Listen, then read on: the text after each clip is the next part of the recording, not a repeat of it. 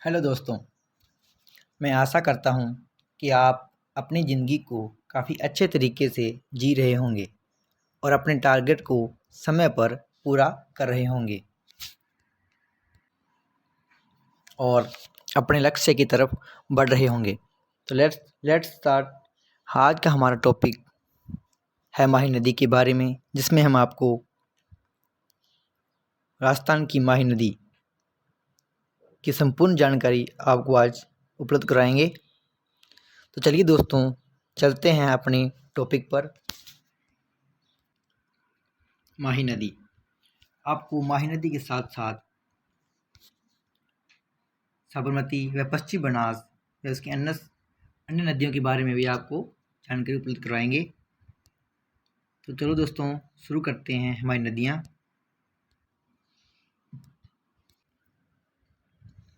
माही नदी मध्य प्रदेश के धार जिले में स्थित विंध्याचल की पहाड़ियों के मेहंद झील से निकलती है। 576 किलोमीटर लंबी यह नदी राजस्थान में केवल 171 किलोमीटर ही बहती है। चलिए दोस्तों, आपको मैप के माध्यम से माही नदी का परिचय कराते हैं। मध्य प्रदेश में स्थित मेहंद झील, जो बांसवाड़ा के अंदर बांसवाड़ा जिले की खाटू गांव में प्रवेश करती है। आप देख रहे हैं कि मध्य प्रदेश की मेहंद झील से निकलकर बांसवाड़ा खाटू गांव में प्रवेश करती है। इसके पश्चात प्रतापगढ़ के सीमावर्ती इलाके में उत्तर की ओर बहते हुए यह पुनः दक्षिण की ओर घूम जाती है तथा बांसवाड़ा व डूंगरपुर की सीमा का निर्माण करती है। आप मैप में देख रहे हैं कि यह बांसवाड़ा से व डूंगरपुर के मध्य में सीमावर्ती सीमा बनाती है, जो दो जिलों को अलग करती है, जिनके नाम डूंगरपुर व बांसवाड़ा है। यह कर्क रेखा को 2 बार काटती है।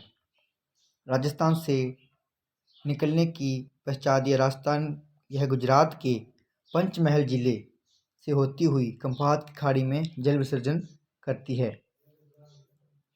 जो गुजरात का एक पंचमहल जिला है, जिसके अंदर यह अपना खंभात की खाड़ी में जल विसर्जन कर देती है। यह नदी राजस्थान में उल्टे यू की आकृति बनाती है। आप देख रहे हैं कि यह 2 बार कर्क रेखा को काट रही है और उल्टे यू का निर्माण कर रही है। इस नदी को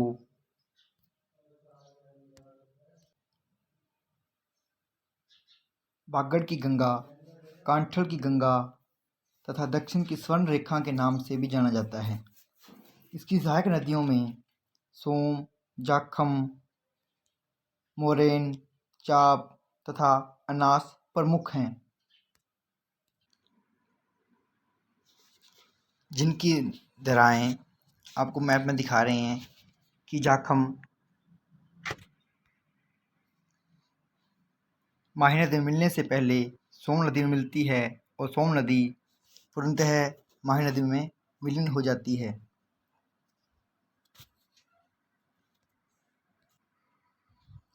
अनास नदी इसकी बाईं तरफ से बहकर आती हुई मिल जाती है और मोरेन नदी डूंगरपुर से बहकर माही नदी में मिल जाती है। इसकी अन्य नदियाँ भी आकर माही नदी मिलती हैं और इस पर बांध भी बनाए गए हैं। हम पढ़ते हैं माही नदी की सहायक नदी सोम नदी। यह नदी उदयपुर जिले से ऋषभदेव के पास स्थित बिच्छामेड़ी नामक स्थान से निकलती है तथा आगे जाकर उदयपुर व डूंगरपुर की सीमा का निर्माण करती है। डूंगरपुर जिले में बनेश्वर नामक स्थान पर यह माही नदी में मिल जाती है। इसमें हमने देखा कि है मैप कि सोम नदी बनेश्वर धाम के पास जाकर माही नदी में मिल जाती है। इसकी दूसरी सहायक नदी है झाखम नदी।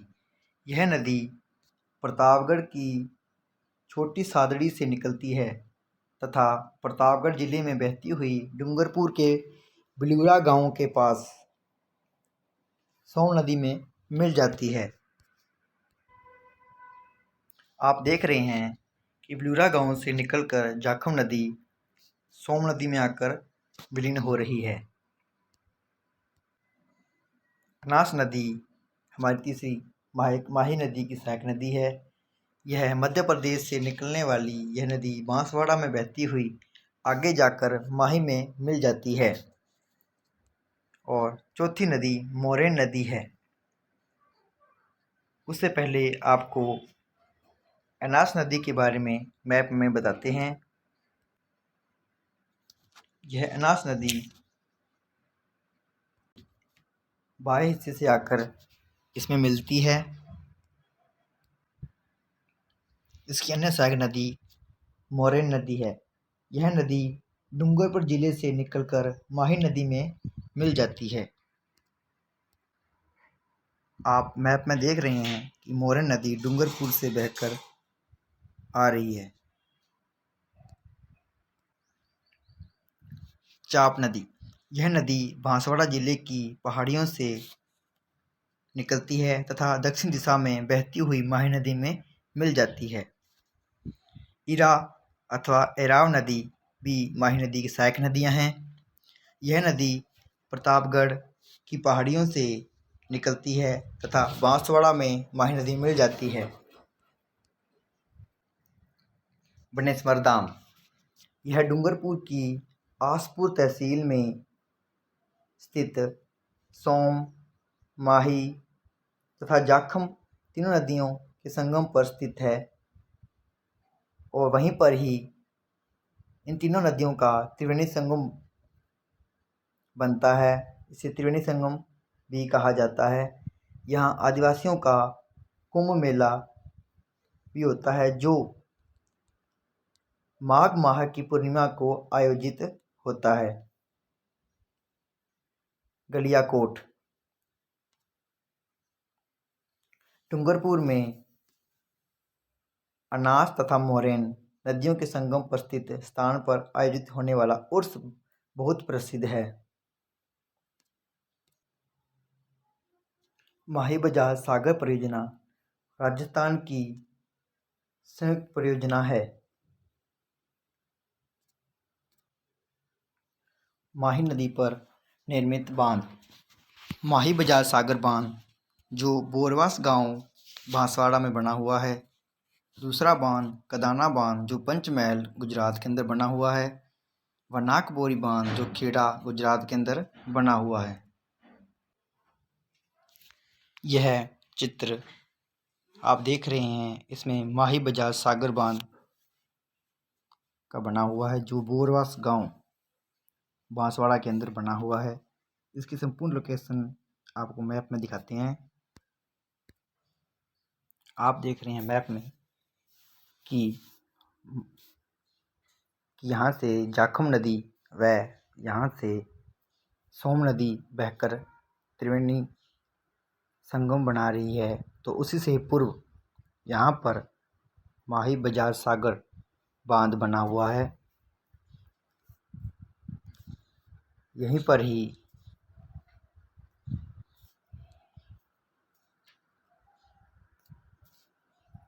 बनेश्वर धाम बना हुआ है। हमारा दूसरा बांध है कदाना बांध जो पंचमहल गुजरात के अंदर बना हुआ है। इसकी लोकेशन यह कदाना बांध जो पंचमहल गुजरात के अंदर बना हुआ है। यह माही नदी का दूसरा बांध है। तीसरा बांध बनाकबोरी बांध है जो खेड़ा गुजरात के अंदर बना हुआ है।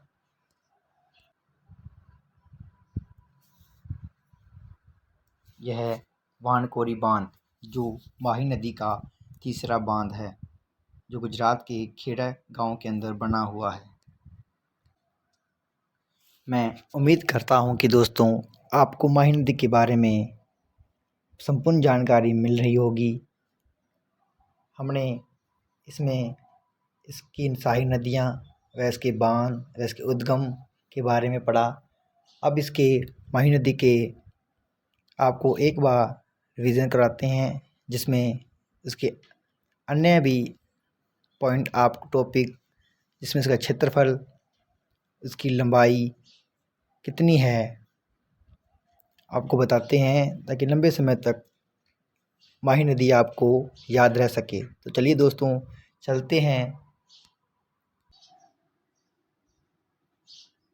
इसमें प्रश्न पूछा जाए कि माही नदी पर त्रिवेणी संगम कौन कौन सी नदियाँ बनाती हैं, तो सोम, माही व जाखम, और किस जिले में बनाती हैं, डूंगरपुर। जिस त्रिवेणी संगम पर कौन सा धाम बना हुआ है, बनेश्वर धाम। इस प्रश्न के अंदर हमारे 3 महत्वपूर्ण प्रश्न निकलकर सामने आते हैं, तो दोस्तों इसे याद रखिए।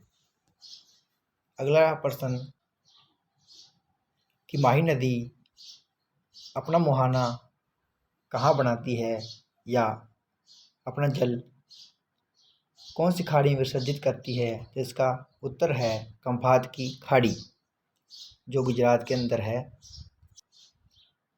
आपसे प्रश्न पूछ लिया जाए कि राजस्थान में माही नदी का कुल अपवाह क्षेत्र कितना है, तो 16,453 वर्ग किलोमीटर इसका अपवाह क्षेत्र है।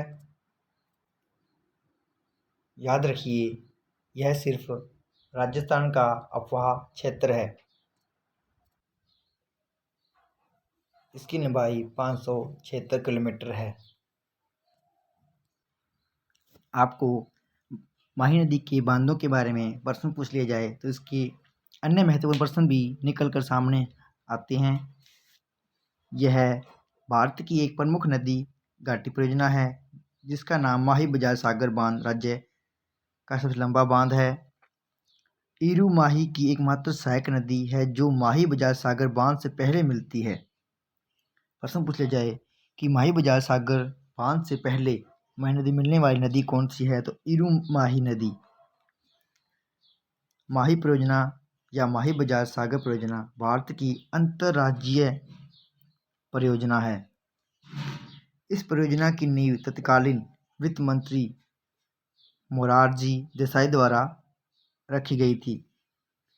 आपसे प्रश्न पूछ लिया जाए कि माही नदी की परियोजना की नींव तत्कालीन किस वित्त मंत्री द्वारा रखी गई थी, तो मोरारजी देसाई द्वारा। इसका नाम प्रसिद्ध स्वतंत्रता सेनानी जमनालाल बजाज के नाम पर रखा गया था। याद रखिए प्रश्न पूछ लिया जाए कि माही नदी का नाम किस स्वतंत्रता सेनानी पर रखा गया था, तो जमनालाल बजाज। यदि आपसे माही नदी के कंधाना बांध के बारे में प्रश्न पूछ लिया जाए कि कंधाना बांध भारत के किस राज्य में बना हुआ है, तो गुजरात राज्य के, और किस जिले में, और वह किस नदी पर स्थित है, तो महिसागर जिले व माही नदी पर यह स्थित है। इसका निर्माण सन 1979 में और 1989 के मध्य हुआ था। इससे जल विद्युत ऊर्जा का उत्पादन करा जाता है। याद रखिए माही नदी को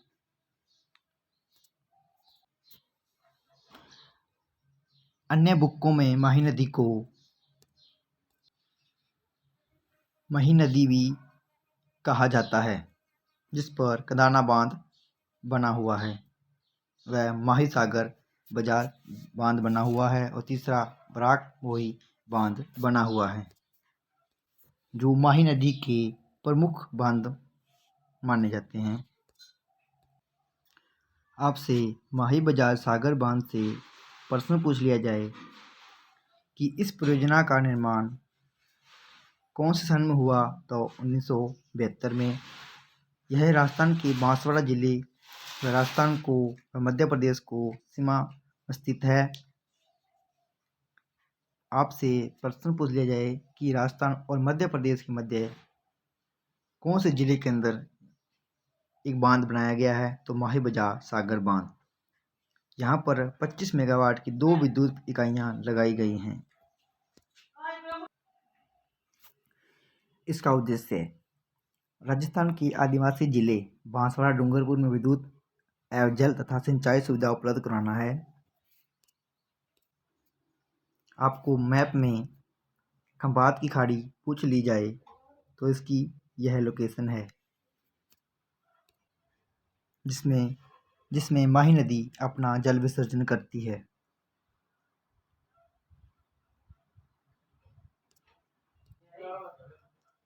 माही नदी के साथ हम अन्य नदी के बारे में पढ़ते हैं, जिसमें पश्चिमी बनास, साबरमती व अन्य नदियाँ आती हैं, ताकि आपको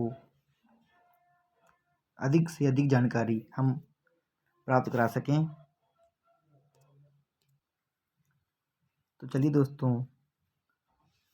दोस्तों चलते हैं हमारी अगली नदी साबरमती पर। साबरमती नदी। इस नदी का उद्गम स्थल उदयपुर नगर के दक्षिण पश्चिम अरावली पर्वतमाला के पदराड़ा गांव में है। इसका अधिकांश प्रवाह गुजरात में है। यह नदी अहमदाबाद के पास से होती हुई खंभात की खाड़ी में गिरती है और गांधीनगर इस नदी के किनारे ही स्थित है। आपसे एग्ज़ाम में प्रश्न पूछ लिया जाए कि साबरमती के किनारे गुजरात का कौन सा शहर स्थित है, तो गांधीनगर। आप चित्र में देख पा रहे हैं कि साबरमती नदी उदयपुर से होकर खंभात की खाड़ी में अपना जल विसर्जित कर रही है। इस नदी से एक नहर निकाली गई है, जिससे उदयपुर की झीलों को जल की आपूर्ति की जाती है। हमने आपको साबरमती के बारे में बताया। अब अगली नदी है पश्चिमी बनास।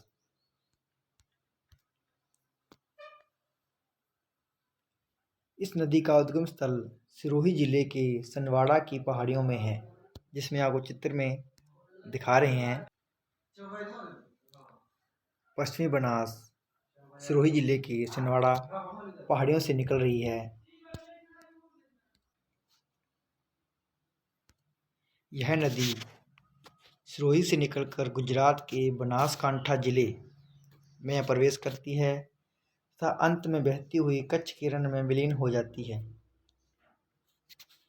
यह केवल वर्षा काल में ही बहती है। गुजरात का दिशा शहर इसी नदी के किनारे स्थित है। हम उम्मीद करते हैं कि इस वीडियो के माध्यम से आपको माही नदी के बारे में काफ़ी जानकारी मिल गई होगी। तो आइए दोस्तों, हम माही नदी के बारे में कुछ और इफ़ेक्ट पढ़ते हैं और माही नदी वर्तमान में इसके क्या प्रभाव पड़ रहे हैं और माही नदी की अस्वच्छता से इस पर क्या प्रभाव हो रहा है। चलिए दोस्तों चलते हैं। माही बजाज सागर बांध के अंदर क्षेत्र के भीतर कई द्वीप बने हुए हैं। जो बांसवाड़ा के अंदर माही बजाज सागर बांध बना हुआ है, उस जलग्रहण क्षेत्र के भीतर कई द्वीप बने हुए हैं और बांसवाड़ा को लोकप्रिय रूप से 100 द्वीपों का शहर कहा जाता है। आपसे एग्ज़ाम में प्रश्न पूछ लिया जाए कि 100 द्वीपों का शहर किसे कहा जाता है, तो राजस्थान के ज़िले बांसवाड़ा में एक शहर बांसवाड़ा है, उसे 100 द्वीपों का शहर कहा जाता है।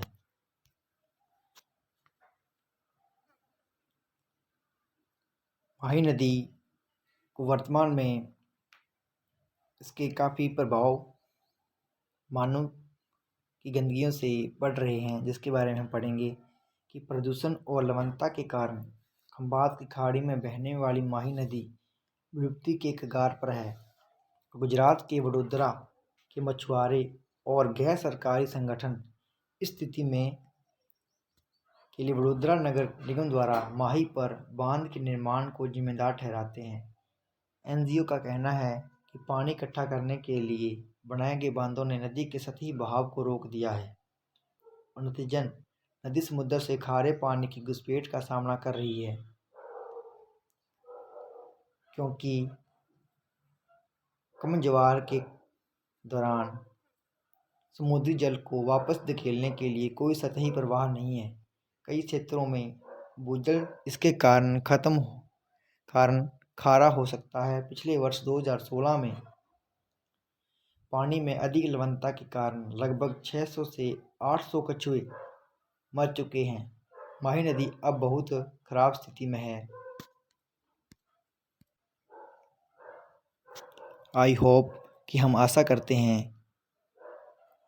कि आप भी अपने आसपास की नहरों व नदियों को साफ तरीके से रखेंगे, ताकि हमें भविष्य में मिलने वाले जल व हमारे पीढ़ी को स्वच्छ जल की प्राप्ति हो सके।